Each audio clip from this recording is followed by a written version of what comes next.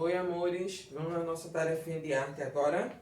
Então, pega o livrinho de arte e abram aí na página 76. Coloquem a data, que hoje é 28 de agosto. Então, vocês vão observar aí uma fotozinha que tem uma tela de Roy, que ele nasceu em 1923 e faleceu em 1997.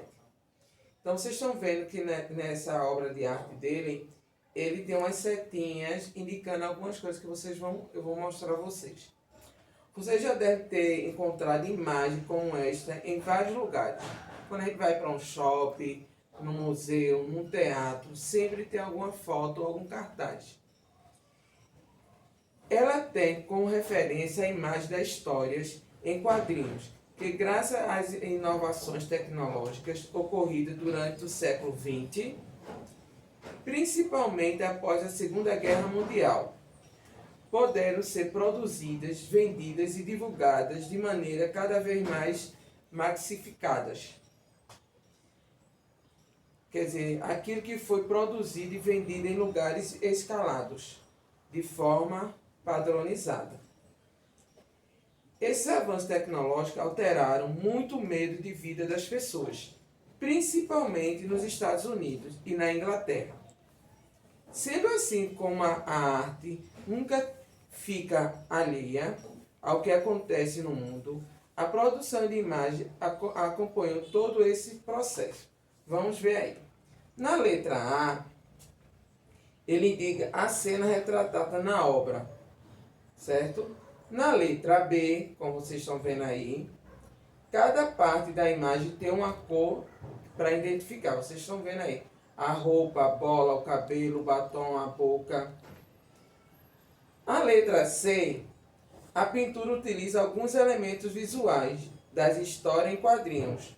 Como vocês veem aí o contorno, certo? Esse aí está falando do contorno do desenho. Na letra D, vocês veem que tem aí o nome da tela.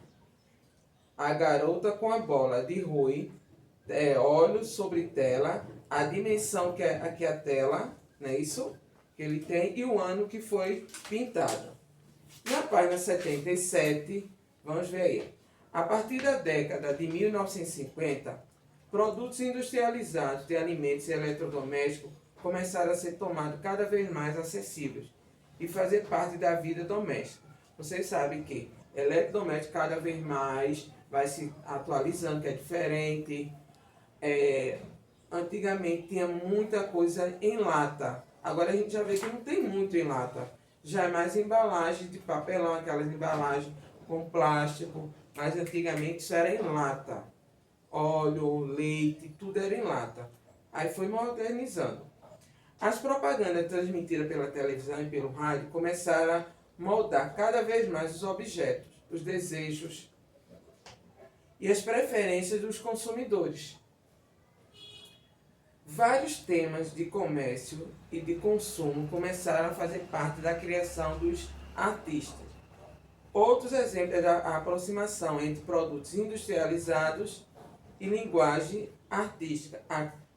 A capa do disco do Beatles, Rolling Stones, a banda de rock, os Beatles, como vocês estão vendo aí, essa capa.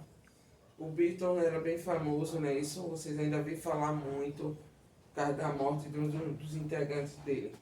Aí vocês têm embaixo, falando a capa do álbum, tem falando tudo do grupo musical, a criação, tudo embaixo dessa capazinha que foi tem todos os artistas aí. A capa do disco é uma grande colagem.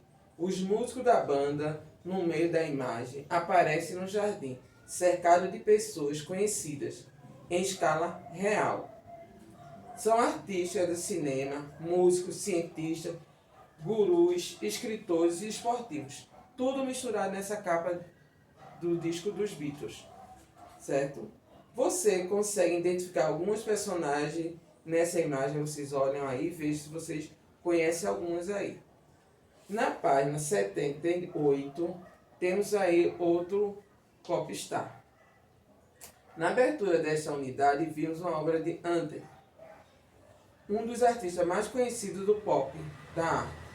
Suas obras tinham como referências imagens e produtos comerciais da artistas famosos, além daqueles que mostravam o modo de vida nos Estados Unidos da década de 1960. Vocês veem aí que está preto e branco a fotografia. Lembra que a gente falou logo no comecinho das fotos em preto e branco.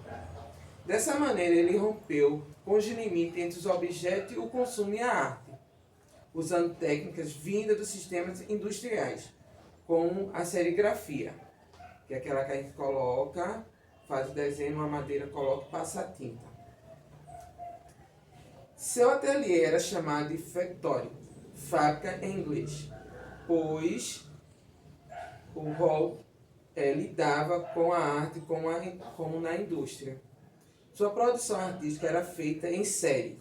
A técnica mais usada pelo artista foi a serigrafia, justamente por facilitar este processo. Desde o modo do seu trabalho, toca em vários pontos permanentes para a sociedade contemporânea, como essencial que é o consumo, certo? Então ele pegava lá, fazia a arte, o desenho, então era vendido muito. Então o que ele fazia, ele começou a criar, ele estava vendendo na indústria. Você sabe que é a Coca-Cola, a Antártica, a Danone, a Nestlé, eles têm aquele rótulo que é padrão deles. Então ele começou a fazer isso. Aí vocês têm aí um desenho, esse desenho aqui, ó, de uma banana, certo? Que foi em 1965, Ander que fez. Tornou-se o produtor da banda, que aí ele colocou essa imagem em cima dela. Na página 79, vocês vão ver aí, Ander rompeu com os limites entre os objetos do consumo e a arte. Essa aproximação era feita por meio dos temas que ele escolhia e também por meio das técnicas que usava. Então vocês vão lá no material complementar. Vou mostrar a vocês. Na página 165, aqui ó, que é como ele fazia a serigrafia. Cada processo aqui, ó, ele criava a tela, né, a arte, vinha com a tinta, certo? Aí colocava a tinta, aí espalha e vai, ó, para o tecido, uma camisa, uma toalha, coloca em cima, espalha a tinta e estampa. Isso é serigrafia, certo? Então, vocês vão lá com o processo e vão colar aqui. Ok? Nessa páginazinha aqui. Na página 80, temos também pop a brasileira. Também dele aqui, muitos brasileiros que tinham aqui. Aí vocês estão vendo aí, Super-Homens, 2-0. Aí, temos esse aí. Temos outro aí, um álbum de A Pérola Negra, de Carmen Silva. Outro tipo também de artes que vocês estão vendo. Tipo de serigrafia que eles foram fazendo. Certo? Esses aí. Então, pop art que se desenvolveu no Brasil a partir da década de 1960 também utilizou temas da cultura da televisão, televisível, das revistas e do cinema. Os artistas exploraram técnicas como a serigrafia, a colagem e a assemblagem. Então, o que eles fizeram aí? Esse quadro, vocês veem que não é perfeito. Já o disco já tem uma perfeição, a capa. Os artistas exploraram técnicas que vinham da onde? Que começou aonde? Nos Estados Unidos, certo? E foi de maneira de abordagem os temas. Na época, o Brasil estava vivendo sob uma ditadura militar, que foi entre 1664 até 1985. Assim, em nosso país, a arte se tornou um instrumento de denúncias. Alguns artistas se interessavam por imagens impressas em revistas e jornais. Outros por temas mais narrativas, de telenovelas e das histórias em quadrinhos. O brasileiro Rubem, que em 1942 e faleceu em 2008, explorou, entre outros temas, o futebol. Vários artistas abordaram também temas como criminalidade e a vida urbana. Outros artistas brasileiros que se destacaram foram Antônio Dias, que ainda está vivo, Cláudio Tosi, também ainda está vivo, Wesley, que já faleceu, Ana Maria, ainda está viva, mas nascida na Itália e radicada no Brasil, trouxe para suas obras questionamentos sobre a cultura de consumo e os direitos das mulheres, como vocês estão vendo aí. Muitas capas de discos empregaram até a estatística da pop art, como a Pérola Negra, que eu mostrei para vocês. Então, temos essa aqui.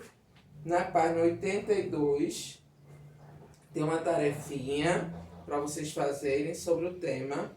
E na página 83, temos aí para vocês fazerem uma técnicazinha. Vocês vão ver, vai precisar de jornal, fita crepe, pincel e tinta guache. Então está mostrando tudo para você fazer uma obra de arte como você quiser, tá certo? Beijo, até a próxima aula.